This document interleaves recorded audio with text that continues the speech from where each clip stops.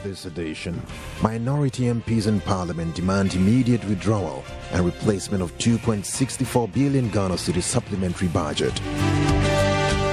Pupils of Aboso Glass Factory Basic School in mineral-rich Pristia Huni Valley sit on cement blocks because of inadequate furniture.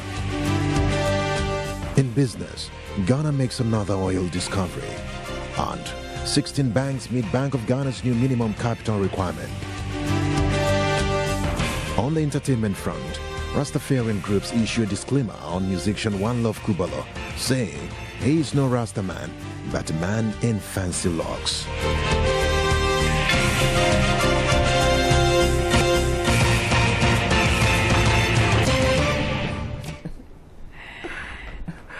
Good evening and a warm welcome to the major news at 8 on Joy News on the Multi-TV. My name is Clarence Kwesapia. And mine is Ajwa Dansoa Ewuku.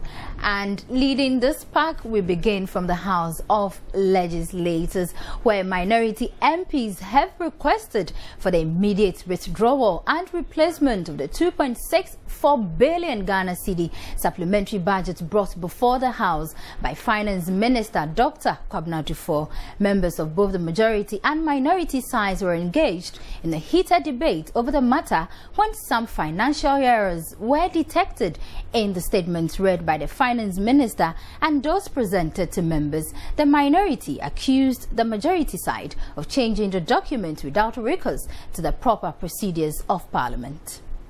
Member of Parliament for Old Tafo, Dr. Antonia Kotose, caught the Speaker's eye when he raised concerns that almost all members of the Finance Committee have not received copies of the 2012 supplementary budget. When we went into the pigeonhole yesterday, yes, and saw that what had been put in the pigeonhole had been withdrawn. So they came to ask me, and I said, I'm not aware. As we speak, there's debate out there in the public domain that allegedly something has been withdrawn. Officially, nothing has been withdrawn. And there are no copies as of yesterday when we went there. Now, Speaker, now there are no copies. The committee chairman was thinking about having a meeting on Monday. On what? Officially, there's nothing to go on. There's nothing to go on. Madam, it's a serious matter. And if it is true that the copies were withdrawn, then we need to know. Because officially, the minister has not come here to withdraw. His submission threw the House into a heated debate. Madam Speaker, what is currently happening is this. Whereas the minister, when he was reading the statement, Madam Speaker, he said that he is reading the agreed form. He was reading the agreed form.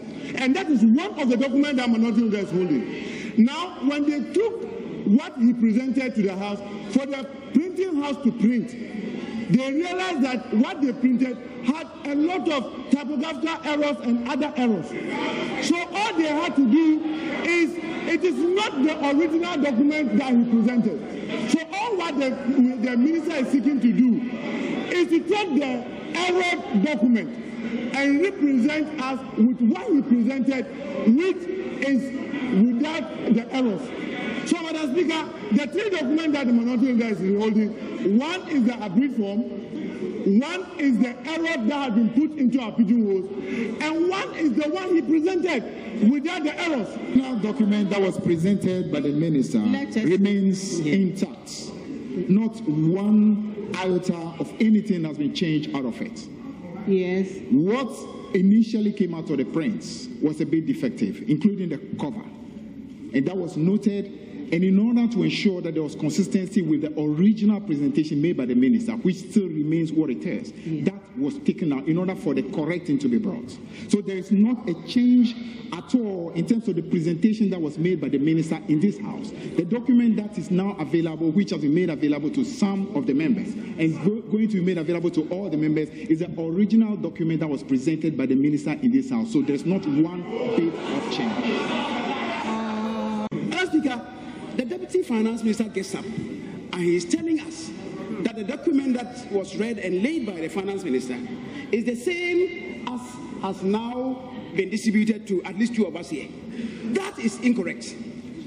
Madam Speaker, this is the original statement that the Finance Minister read from.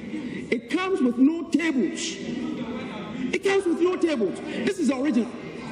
Immediately thereafter, he gave me a copy. Madam Speaker, what kind of indecency is being foisted on this house? Madam Speaker,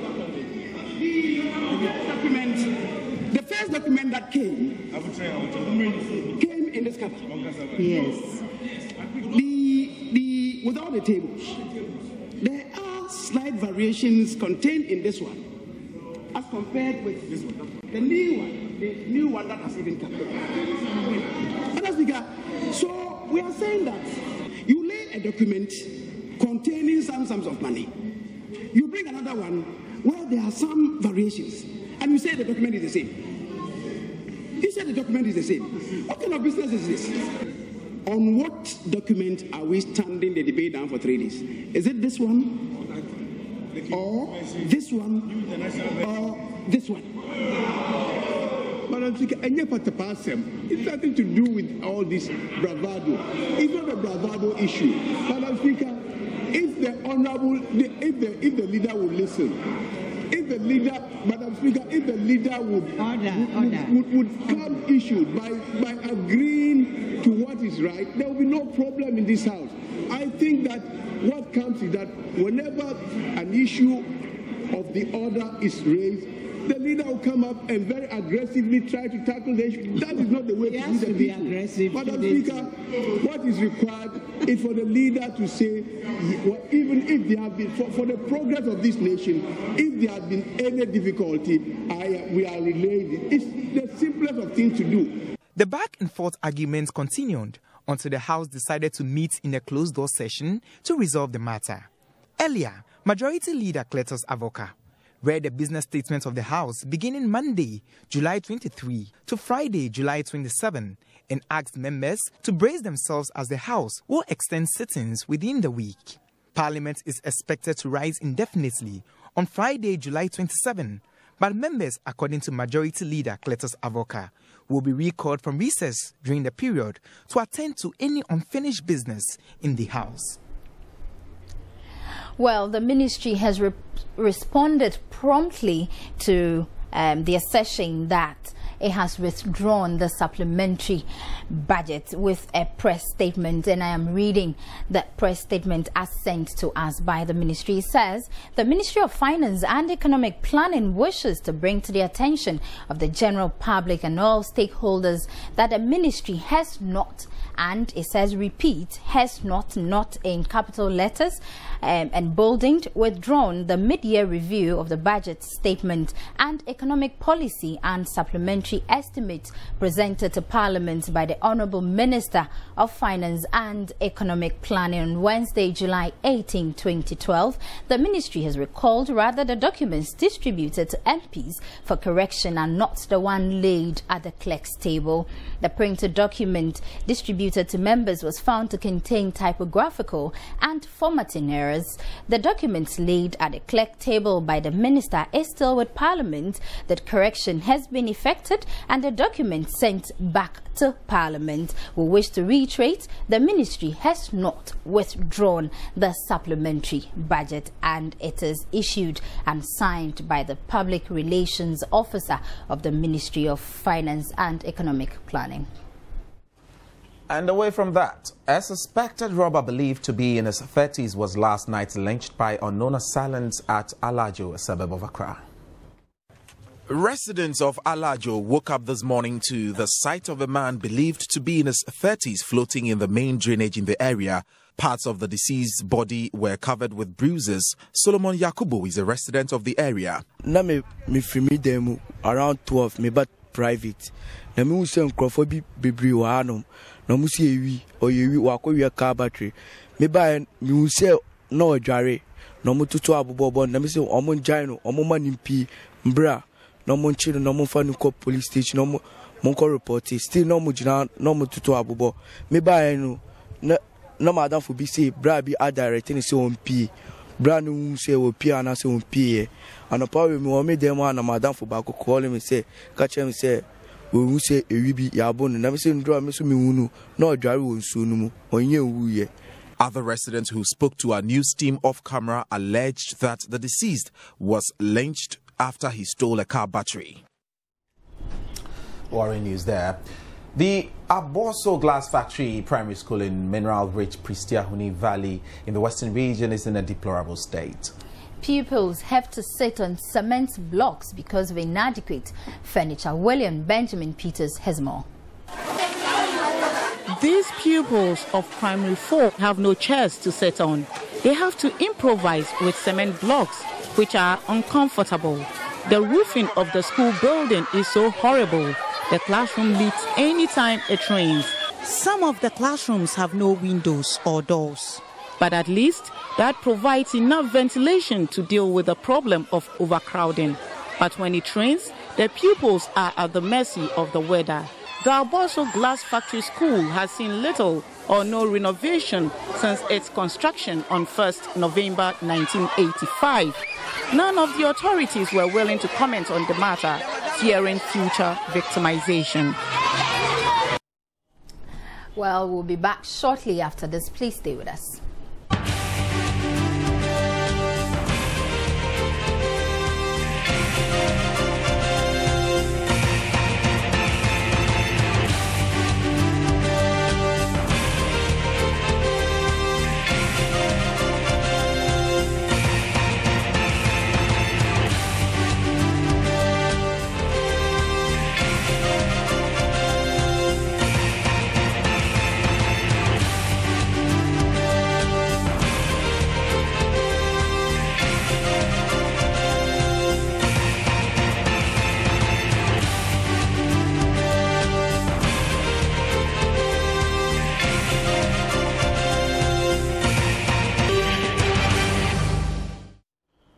Welcome back to the Joy News at 8.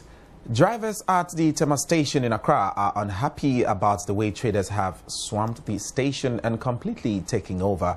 They are calling on the Accra Metropolitan Assembly to clear them from the bus terminal to disengage the market.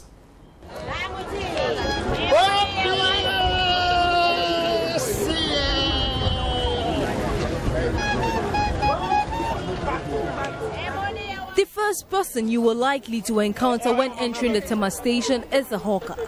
Having taken over the green belt at the bus terminal some years ago, these traders who keep increasing in number are now spread all over the place. The situation is now out of hand to the extent that traders now display their worth on the floor and in front of buses just to attract buyers. But the drivers are not happy.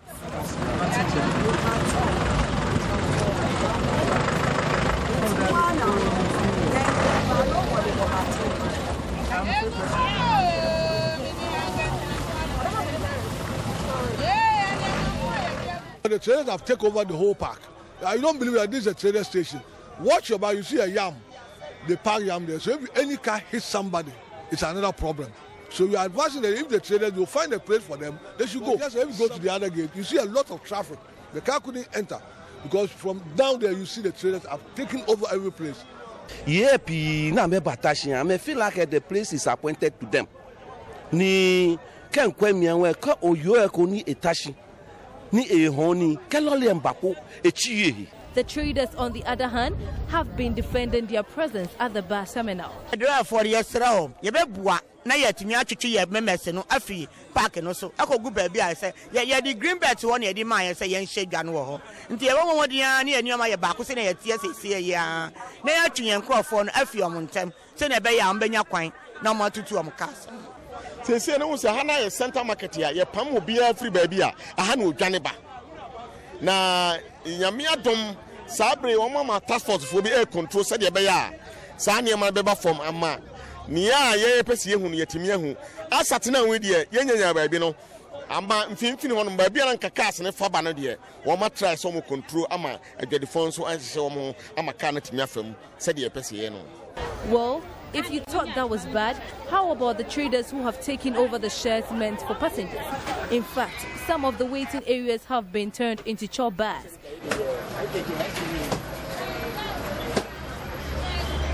These boxes are not for passengers waiting to travel. They actually belong to traders who use this spot as their warehouse. As if that was not enough, the roof on most of the sheds are off, exposing passengers to the hazards of the weather while they wait for vehicles. We remove it because it is breaking.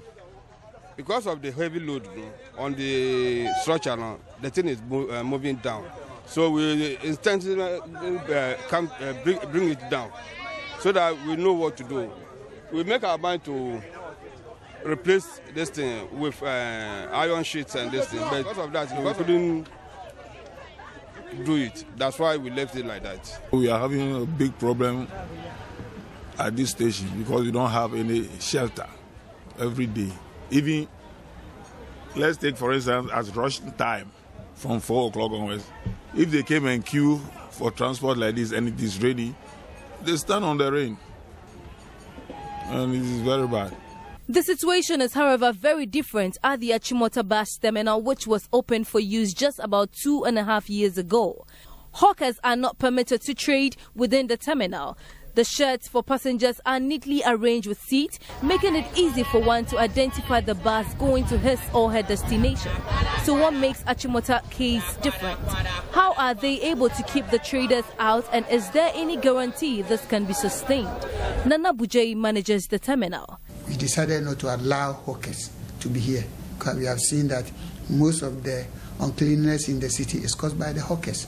So that is one of our core business, to keep this terminal clean. And by the grace of God, we've been able to hold on till now. So it is by dint of hard work, education, more especially. Because we announced on our PA system that people who come into hawk here will not be allowed. And by so doing, our security men are on hand to apprehend them. So we have been doing it successfully. Impressive, right? Well, not to worry, because if everything goes according to plan, the Tama station will soon look just as beautiful as the Achimota station, even if not more beautiful. Public Relations Officer of the Accra Metropolitan Assembly, Numo Blafo III, says the Assembly is putting measures in place to make life comfortable for drivers, passengers and traders at the bus terminal. No part of the Tama station has been designated for a market. What the AMA is proposing is that we have this Aflao station at the Tudu Park. So it's like we will move all the traders from the Tama station to the Tudu Park area and then move all the transport operators there to the Tama station. If we are moving all these vehicles there, then that place needs to be redesigned. But until that happens, drivers at the Tama station will have to cohabit with their hawking partners till the Assembly makes good on its promise. And still within the capital, a drive through Accra is not exactly a pleasant one. Apart from the never-dwindling vehicular traffic, parts of the city are choked with filth, and there appears to be a general disregard for law and order, while some have argued that the Accra Metropolitan Assembly, which has oversight responsibility for the capital city, is overwhelmed by the apparent chaos around them. AMA officials insist they're on top of situation, citing the start of their Millennium City project as evidence.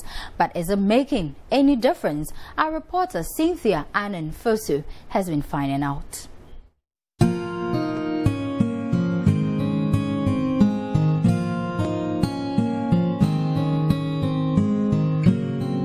For several years now, the Accra Metropolitan Assembly has been struggling to give the country's capital a befitting look. Despite its efforts, there are still several people who continue to violate the various sanitation bylaws with ease, leading to suggestions that law enforcement is weak at the Assembly. Numo Blafo III is PRO for the AMA. One thing is about the politicization of issues in this country. Nobody wants to lose votes, so well, any issue that comes up, it becomes a political issue. The debate goes beyond the work of the civil servant. Therefore, sometimes we, the civil servants, it becomes difficult for us to take action. That is it. The violation of the laws aside, one major hurdle the AMA has never been able to resolve for years is the presence of hawkers on the street. These petty traders operate from the street to pavement and every other spot they can find, apart from the approved hawkers market near the Kwame Nkrumah Circle. Hawkers now ply their trade even along the wings of busy highways like the N1 George Walker Bush Highway. They've turned the 37 military hospital stretch and Kawakodi Junction into a mini market where you can buy anything from dog chain to a full breakfast while in traffic. We asked some of them why they sell on the street despite the high risks involved. Some claim the hawkers market is fully booked and they can't find vacant stalls anywhere. That's what I want to say. Past 8 years, no more or don't know on year nebi. Internet, that's what I want to say. That's what I'm saying. The current AMA officials have tried unsuccessfully to get the hawkers off the street, but Numo Blafo cites human rights activists as a major hindrance to enforcing AMA bylaws. They've gotten people who have given themselves a whole lot of names. So many societies, human rights this, human rights that, this association, condemning the AMA for them. We came up with this street hawking bylaw, which prohibits people from selling on streets and pavements, and then footbridges and all that. Immediately we began the implementation of this bylaw. We started getting the backlash and all that. You see, all these issues tend to portray the AMA in a negative light.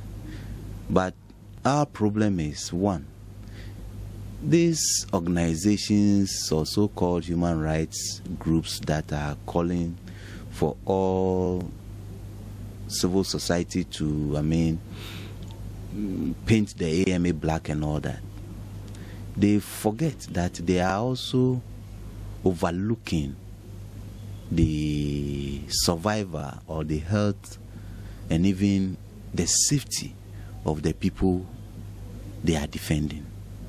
Accra still has open drains filled with rubbish, mainly plastic waste. Market centers are also engulfed with filth, and whenever it rains, traders and buyers alike have a hard time going about their business. Our news team discovered on its visit to some parts of the city that some choked gutters were being desilted. Unfortunately, the silt removed from these gutters are deposited right by the same gutters and end up back in when it rains. Several homes in the city have no private toilet, and so most people resort to open-air defecation. Some package it nicely in polythene bags and drop them anywhere convenient. Where these polythene bags full of human excreta end up is another story in itself. When you come to sanitation, we have this issue of heaps, that is, these containers getting full, and in short, when you go about the metropolis, you notice so many of them which has not been lifted and all that. To solve this problem, we had to shift from the traditional way of allowing the contractors to work for AMA. Rather, the contractors were given the contracts to work within a catchment area which was zoned for them. It is amazing how filth is absent in other cities around the world, yet it remains a norm here in Ghana. With the AMA planning to roll out the Millennium City project, how can they ensure that the project succeeds? Most people appreciate nice things and put in a lot of effort to keep their homes clean. Yet when they go out, it's an entirely different ballgame. To achieve positive results in ensuring a clean and healthy city, we all need to develop the right attitudes for the overall development of our country. Tension is mounting at Manso in Siana, a mining community in the Amansia West district of the Ashanti region, as Chinese Galamsey miners and youth of the community clash. This degenerated into an exchange of gunshots Thursday morning. The agitated youth accused the Chinese of destroying farmlands and water bodies from their communities. Galamsey is destroying the environment, yet gaining grounds in various mining communities in the country. Many communities have suffered a great loss from the activities of these illegal miners. The Amansai West District in the Ashanti region is suffering from the Galamsey plague as most farms and water bodies are polluted. This alarming situation has compelled some residents in the mining communities to declare war against illegal mining activities in their respective areas.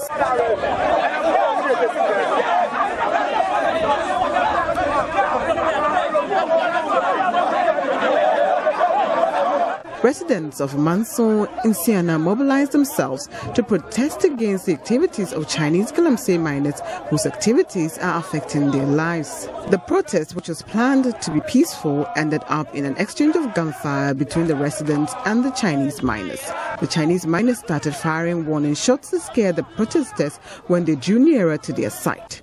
But this angered the residents to fire back.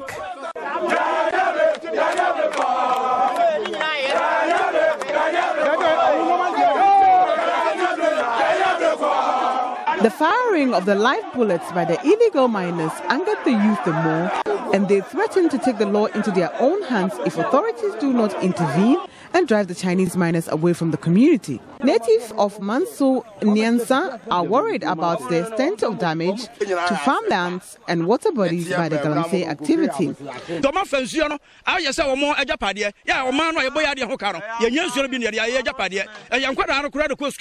Just a mono basala, I'm a bravo, you see, don't be used to you, and Sana, and Grania, Zurbi, I could school. Tell the bomb of my Majesca, 1.5, so a man near near Samson, near Yankomu, while by who so fast will be a Okaka, no more to talk to you, and I'm saying, I would not ever to know my auntie, and to a Sabbath, a bam, and this idea. That these Chinese threaten the residents with guns all the time. They have wild dogs, and when you are even going to farm, they just open the dogs for them to chase you. Again, if you look at the river, they have destroyed virtually all the rivers in the town. Now, right now, as we are speaking, it has become clear that Manso Mining Company Limited is the brain behind all this. The chief of Manso Nim, Nana Opia Mensa II, denied any knowledge of the Galamsey operations in the area. The Amansai West District Police Command acted swiftly to avert any further clashes in the area.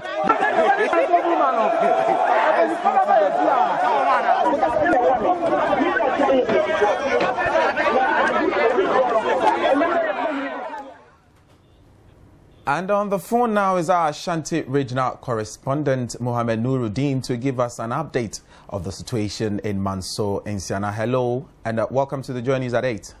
Yeah, hello, if you can hear me. Yes, loud and clear. In the wake of rising tensions in Manso in Siena, how would you describe the atmosphere in the community? Yeah, actually, this police personnel have been stationed at the mining site to provide security. This morning, when we went there, camp has been restored in the area, but residents are still insisting that they are protecting their lands. The Chinese must go. Their land is precious, and for that matter, if authorities do not do anything by Monday, they will take the law into their own hands, and whatever happens would happen. So if they say they will take the law into their own hands, what exactly do they mean by that? What they mean by that is that they are prepared to fight for their land till death. So has the police made any arrests after the clash? Police have arrested about 9 Chinese Galamsey operators. But this morning when we went there, and have arrested them for interrogation. This morning when we went there, about 6 of them were seen at the site, and they claimed they are sick, so the police didn't arrest them. So what are authorities saying about it, especially the DC in the area? Okay, the DEC, they are claiming that they are not aware of these Galamsey operators, and they don't know anything about them. But we also spoke to some of the residents, and they claim that the authorities in that community took money from the Galamsey operators and then allowed them to operate in that community. So we are still working around the clock to give you an update on what happens on Monday, because residents are saying if authorities do not do anything by Monday, they will be compelled to take the law into their own hands. Okay. Okay, Mohammed, thank you very much for that update. You're watching the Joy News at 8, and information reaching our news desk is that there's a car burning on the Accra Tama motorway, so drivers should restrain caution when they are driving on that section of the motorway. So we're going for a quick break. When we bounce back, we have some business stories coming up. Stay with us.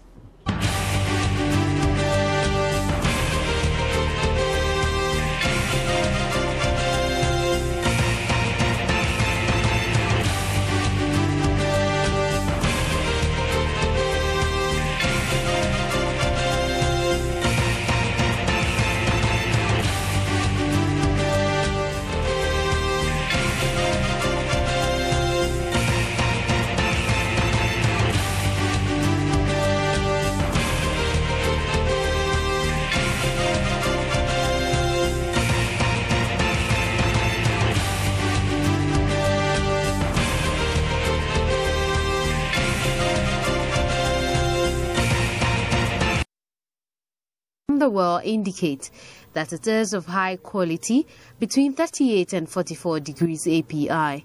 It also notes pressure data from the Wawa discovery is separate and distinct from the adjacent Trinidad, Inyenra and Intome cluster of discoveries. For the stakeholders, it is a confirmation of the prospectivity of the offshore Western Basin, further enhancing the value of the 10. The Wawa 1 exploration was drilled 10 kilometers north of the Inyenra 3A well in water depths of approximately 587 meters. The well was drilled to a total depth of approximately 3,322 meters.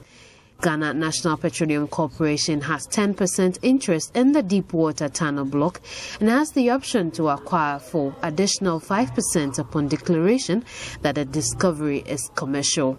The other partners in the block include Tally Oil PLC with an interest of 49.9% and also, as an operator, Cosmos Energy with 18% working interest and Adako with another 18% working interest, and Tunnel Block Sabre Oil and Gas Holdings Limited with 4.05% working interest. Wawa is to undergo further evaluation, after which it will be suspended for possible future use in appraisal and development operations. So away from the oil discovery, we move to the stock exchange. A data bank report has ranked Ghana Stock Exchange as the 5th best in Africa in terms of market value, ranking 15 top stock exchanges in Africa. The report placed Ghana behind Nigeria, Morocco and Egypt, according to the total value of listed companies. As at the end of last month, South Africa was best market on the continent with a market capitalization of $886 billion. The Ghana Stock Exchange has a market capitalization of $29 billion and currently has 34 companies listed on the local stock exchange. Still in business, senior economist Peter Doyle says International Monetary Fund boss Christine Lagarde is not fit for her office. Doyle is spearheading the bailout of 3 Eurozone countries and has lambasted her lack of leadership. So is this a case of a disgruntled former employee or a mere show of dislike for women in leadership roles? But the former advisor to the IMF's European department says it is neither. He blames the IMF for lacking decisiveness, which he claims has left the euro on the brink of collapse. In a letter obtained exclusively by CNN and addressed to Shakur Shalan, Dean of the Executive Board of the International Monetary Fund, 20-year veteran Peter Doyle says he is ashamed to have had any association with the fund at all. Doyle, who questions the process that brought Lagarde to office, runs programs for Greece, Portugal and Ireland, and he argues the body's failure to deliver timely and sustained warnings to the region's dithering politicians had led led to the widespread suffering for those living in stricken countries and the risk of worse to come. His attack comes amid concerns the fund's stringent austerity measures for debtor nations are doing more harm than good whilst failing to contain a crisis that is now well into its third year. Meanwhile, William Murray, a spokesman for the IMF in Washington, says the fund has no evidence to substantiate any of those claims. So we move back home to Ghana. And back in Ghana, 16 out of about 30 banks have met Bank of Ghana's new minimum capital requirement. 6 of 10 indigenous banks have so far met the requirements ahead of the December deadline. They are Cal Bank, Ghana Commercial Bank, Agricultural Development Bank, NIB and UT banks, with Merchant Bank being the latest indigenous bank to have announced its increased capital of 69 million Ghana cedis from a previous 25 after its biggest shareholder, SNIT, converted its debt in the bank into equity. The remaining 4 have up to December to meet the revised BOG minimum capital requirement or lose their licenses as banks. On that note, we end business for today. Thanks for watching.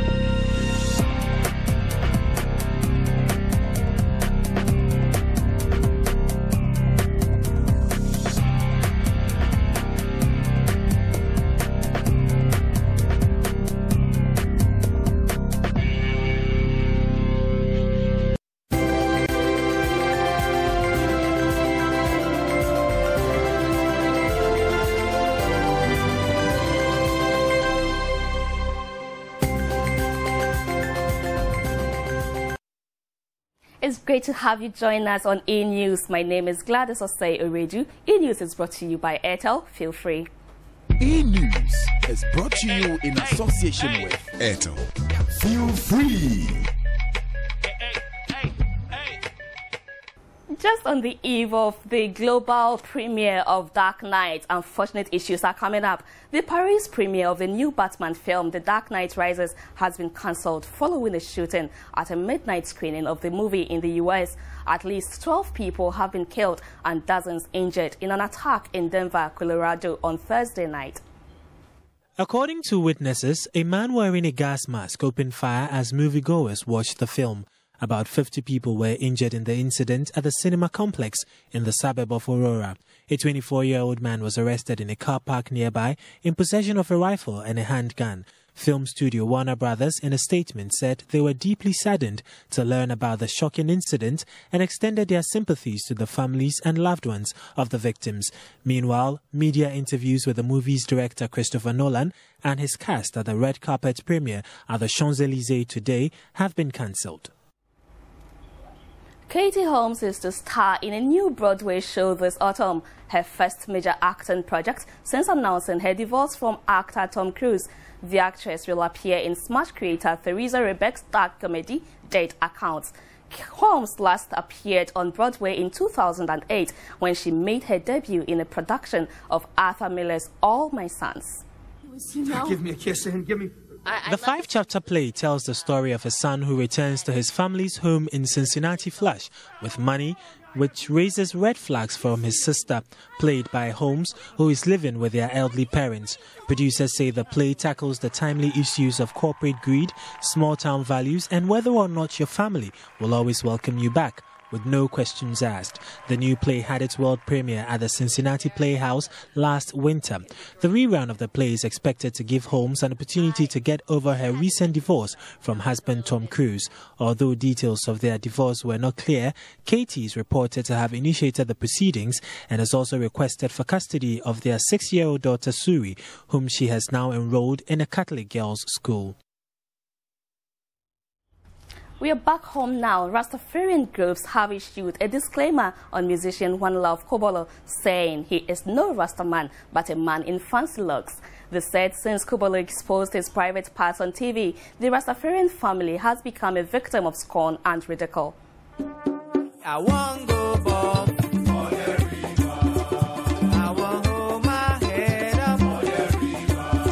Kubola is hailed as one of the most refreshing and original artists of our times, considering his decision to back the current trend of his generation and live out his true roots. Kubola's love and respect for nature is not felt only in his music, which is delivered in his melodic accent, but also in his hallmark sense of style, which is organic at its core. But after exposing his Willie on TV months ago, many sharply criticized him. Why we always fight in the club? Just when the blues about Kubolo showing his private parts on TV seem to have quieted down, Rastafarians have provoked the topic again. This time they have denounced him outrightly, saying his behavior is not a Rastafarian. It's an eyesore, honestly, to do that. And it's a wrong, let me put this straight, it's a wrong, behavior or wrong attitude, man, done it. But it's not part of Rasta behavior, never. Stripping yourself naked in public, for such reason, especially on television, to get your own fame or something, Rasta do not approve of that. Because Rasta deal with morality. Because showing yourself like that in public, in front of a public television, children might be watching, everybody might be watching. So that is what Rastaman don't approve. But the brothers of I&I Creations, a Rastafarian music brotherhood group, said they are willing to forgive him if only he repents. You're a righteous man, 7 times righteous man fall and 7 times righteous man rise. Maybe he never do that, you wouldn't have no comment of him, of asking whether he's a Rastaman or not Rastaman, I understand. So that is like short side of his way, you understand, but that can't condemn him entirely, you understand. You don't know, what conclusion he come to himself between him, heavens as at now. And maybe you're not seeing him walking on naked as anymore after you done that, isn't it? So, you can't condemn life still once in a live. But the question is, does Kubolo really consider himself a Rastafarian at all? Your guess is as good as mine. Okay, so before we bring you our final story on E-News, to make way for sports, fans of legendary Afro rock band Osibisa will tomorrow witness the relaunch of the group's 1973 hit album, Happy Children, which features the hit song Fire Will Burn You at Alliance Francaise in Accra. Founding member of the group, Teddy Osei, in an exclusive interview, told E-News proceeds from the relaunch will go to assist the Dream Child Foundation, which was started by the group about a year ago.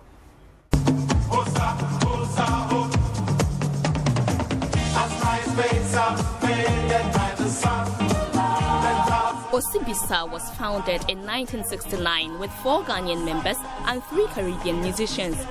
It is by far Ghana's biggest musical export, and it is credited with international hits such as I Feel Pata Pata, Welcome Home, Sunshine Day, Dance the Body Music, among others.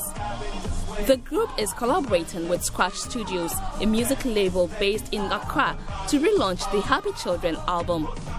The collaboration of the 2 music outfits is expected to generate funds from which a huge percentage will be used to support the Dream Child Foundation. The iconic saxophonist and leader of the Osibisa group, Teddy Osei, is a patron of the Dream Child Foundation. You know, when I think of Happy Children, and Happy Children is a track whereby we did years back. You know, firstly, it wasn't released properly here. You know, and then also the music is mostly geared for you know, children being happy. You know, so that's why we were doing it again. Teddy is optimistic the relaunch will definitely resurrect Afro rock music, which was popularized by the group. The surviving members of Osibisa are expected to be in attendance. Saxophonist Steve Beatty, Bessa Simons, Kwame Yeboah, and some artists from Senegal and Cote d'Ivoire are on the bill. It's a good cause, so, you know, a lot of fantastic music, because this is a charity and this is a launch. We've been doing some of CBC music as well. Probably, and there will be some local artists as well that are portraying with the Scratch Studio, who is organizing it with Flying Elephant, which is our company, CBC company. The Happy Children album will have 12 tracks, including a remix of Happy Children, Fire Will Burn You, and a host of others. Osibisa lost one of its founding members and trumpeter Mark Tonto on Tuesday, August 17, 2010. Mark, brother of Teddy Osei, was widely known for being an energetic performer who helped to strengthen the group's base.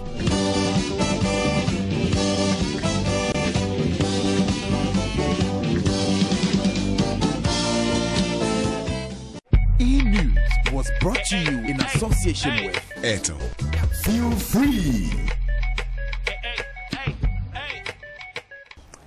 It's time for the sports segment on the news. And Ghana Football Association President Kwesi Nyantakyi will travel to London tomorrow for the upcoming Summer Olympic Games. He will be away for 3 weeks and will be supervising the organization of male and female football matches at his duty post, Coventry. Kwesi Nyantakyi, who is a CAF Executive Committee member, also serves on the FIFA Olympic Board and will be away for the entire duration of the London Games, supervising the organization of football matches of both male and female teams at his duty post, Coventry. He hopes to gain a lot of experience from his assignments by way of learning the modern trends of football organizational techniques with the aim of improving Ghana soccer. It is the organization that interests me, how competitions are organized. And if you've been to the World Cup before, you realize FIFA has a standard way of organizing these competitions that have endeared them to all of us in terms of the best practices, the highest standards, and the best way of organizing competitions. For instance, there is arrival, you have to be there before a certain number of days to the start of the competition.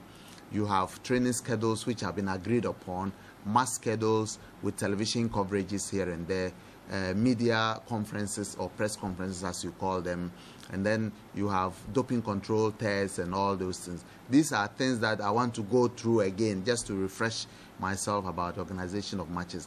And these are some of the things that I'll be talking about later on that the club licensing arrangement requires us to do for the local league. Now the weekend will be a busy one for clubs seeking continental glory in the CAF Champions League. On Ghana's Berekum Chelsea is in action against Congolese giants TP Mazembe in Lumumbashi. Representatives at this season's CAF Champions League, Berekum Chelsea will continue their heroic exploits on Sunday when they come up against four-time winners TP Mazembe in Lumumbashi. The former Ghana League champions beat Egyptian giants Zamalek 3-2 a couple of weeks ago and will go into Sunday's game at the Stade Frederic Kibasa Maliba de Lubumbashi, buoyed by their recent form in the continental competition. GFA President Kwesi Nyantakyi is rallying for massive support for Berekum Chelsea. Expectation is that Berekum Chelsea will win the CAF Champions League 2012. That's my wish and expectation. And that wish and expectation can only become a reality if they beat each and every team that comes their way. They have already done it by beating Zamalek, and we thank God for that. I am very hopeful and optimistic that Berekum Chelsea will beat TP Mazembe on Sunday in Lubumbashi at their new stadium. The top liner in this weekend's round of matches will be the game between Egyptian rivals Al Ahly and Zamalek, which will be played behind closed doors at the 75,000-seater capacity Cairo International Stadium on Sunday. In another fixture, Etoile du Sahel will take on Sunshine Stars in Tunisia, while Esperance de Tunis will take on Asso Schlef of Algeria. My name is Rashidat Kadiri, and that will do it for sports. But before I go, here's what happened on this day in sports history. A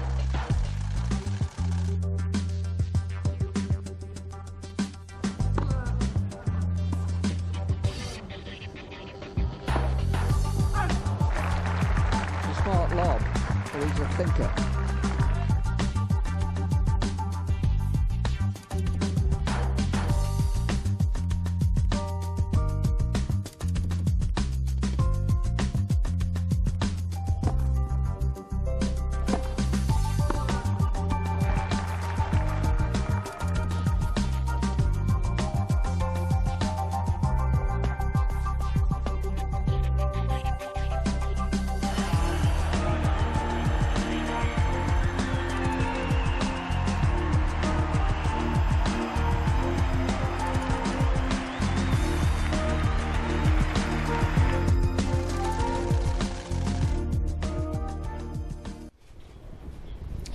Well, welcome back to Joy News at 8. We have on the line Dr. Kwabena Dufo, who is a finance minister. He's going to speak to us in relation of what happened in Parliament this today in Parliament, with the minority alleging that they have withdrawn the supplementary budget. Good evening to you, sir, and welcome to Joy News at 8. Good evening. All right. So the question to you is, have you or have you not withdrawn the supplementary budget? I have not withdrawn any supplementary budget. You know, when I was reading the budget, I explained that I was reading the abridged version of the budget and asked the Housing Department to capture the entire budget. At the time I was reading, they were printing the entire budget. But when they completed the printing, what came out was that the cover paper had displayed the one I read as speech. It was the main one. So even though they have sent the whole thing to Parliament, they have to take them back to the press to change the cover. But you know, I had laid the paper before reading, and it's only the minister who has put the paper who can withdraw. I did not do that. The liaison person collected the version because he thought it was wrong, whether to change the cover and send the whole thing back. But the original one had been laid after the reading of the budget. So what you're telling us is that this whole hula baloo is just about the cover page. About the cover page. But the minority is saying, sir, that there is serious discrepancies and the budget is in excess of some 5 million and that the figures don't add up. That is not what I have been told by my technical people. I'm outside Accra. I've called them, and there's nothing wrong with the 2012 figures. What they have changed is the cover. So to you, the figures add up? They do add up. They do add up. The 2012 figures all add up. And that's where the supplementary budget is on. The 2012 budget up to May ended. There is something wrong with those figures. But there was something wrong with the cover.